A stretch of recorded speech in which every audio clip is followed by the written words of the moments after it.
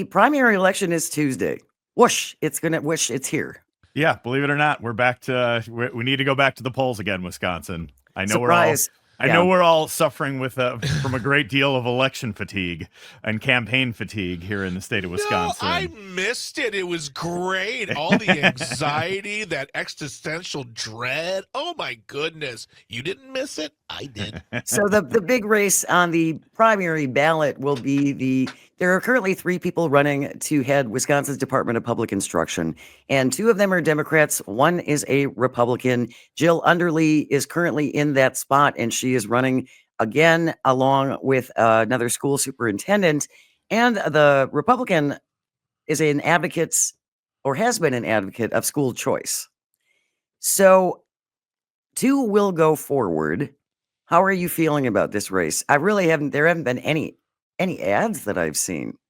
No, it hasn't been any ads, but I think, there's been some pretty interesting news this week on the race, which was coming out of some of the fundraising reports. You want to look at what's going on in these types of race. You want to follow the money. And WisPolitics always really covers the money side and the fundraising side of politics really well. And they had a piece earlier this week when in kind of the end of the fundraising period for this. And Brittany Kinzer, who you mentioned is kind of the more conservative aligned candidate in this race. She has described herself as a blue dog Democrat and as more of a moderate, but she's, got a former Republican legislator running her campaign. But I think the fundraising totals that she was able to pull in this makes her candidacy pretty interesting. So she was able to raise in total more than $500,000 for her campaign. And as WisPolitics notes in a piece about all 3 of the candidates fundraising, she raised more than $300,000 in the pre-primary period, more than 3 times what Jill Underly or Jeff Wright were able to raise. And among those contributions, Kinzer pulled in $20,000 each from Dick and Liz Uline, from Diane Hendricks, and from a number of other major Republican donors going here. So I think, given the fact that there has been a lot of frustration with Underly kind of over the last bit here, she is the incumbent. Incumbency matters a huge deal on these types of races in the state of Wisconsin. But Kinzer's campaign, if she is able to make it through the primary, which, with this type of fundraising, you would have to expect she's got a pretty good chance to, this could be a pretty interesting race here. And I think Kinzer has a real chance to win because you have the dynamics in the general election where there are going to be a lot of, Republican voters, right-wing voters who are going to be heading to the polls to vote for Brad Schimmel in the Wisconsin Supreme Court race.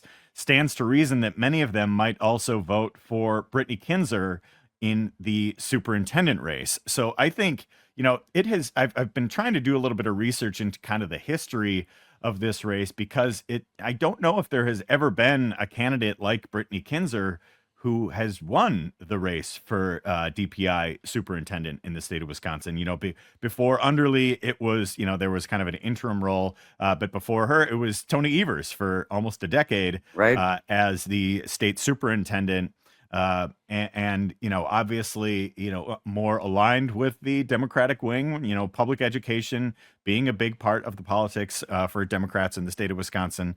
And Kinzer, she was at the WisPolitics Forum last week talking about a number of different things. And I think that was, kind of an interesting test for whether she can stand up to the spotlight, and she did pretty well in that forum. I was thinking back to 2 years ago when the Wisconsin Supreme Court race, there was a WisPolitics forum for and Jennifer Dorow, who everybody thought was going to be, the ascendant candidate in that race to go against Janet Protasewicz. She did terribly in that WisPolitics forum, and that, and then her candidacy just kind of never really gained steam, and she lost in the primary. Kinzer, I thought, did pretty well in that. Underly was not there for that forum, so that's an interesting component of this as well. But if it does end up being, Underly versus Kinzer, that's a pretty interesting and potentially very competitive race for state superintendent, unlike what we've seen in quite some time. Because when Underly won a couple years ago. She won with I think nearly 60% of the vote. Evers regularly got more than 60% of the vote when he was running for state superintendent.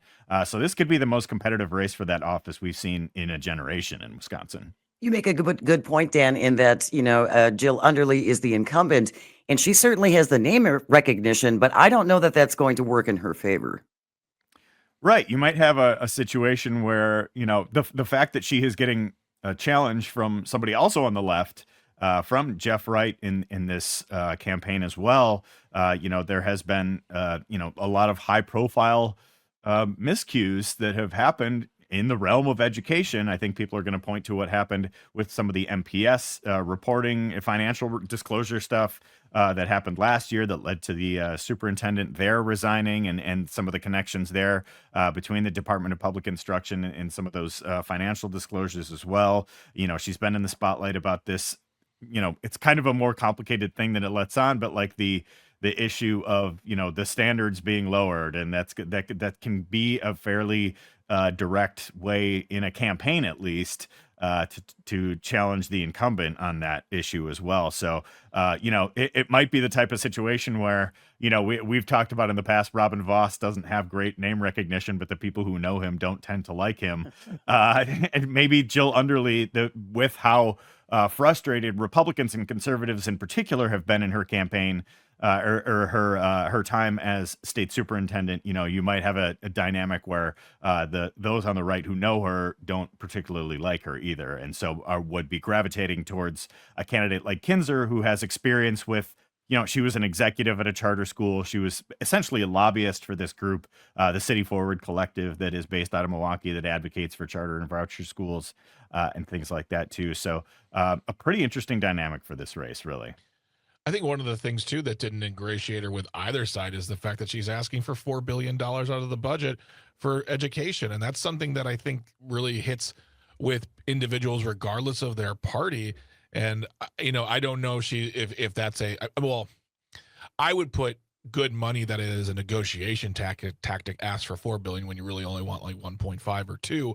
But Yeah. still, when you have referendums around the state raising property taxes, and then MPS becoming a nightmare after the $272 million passes, and then she says $4 billion, that's going to force a lot of people to say, wait a minute. And then she doesn't show up to a debate to defend those positions. Mm-hmm. It's not doing her a lot of good right now. And there's a lot of people I know who are liberals and Democrats who are like, well, maybe Jeff Wright is the correct choice for this one. And that's what I keep thinking about, is that $4 billion over and over again. It's like, well, you can't just throw money at the problem.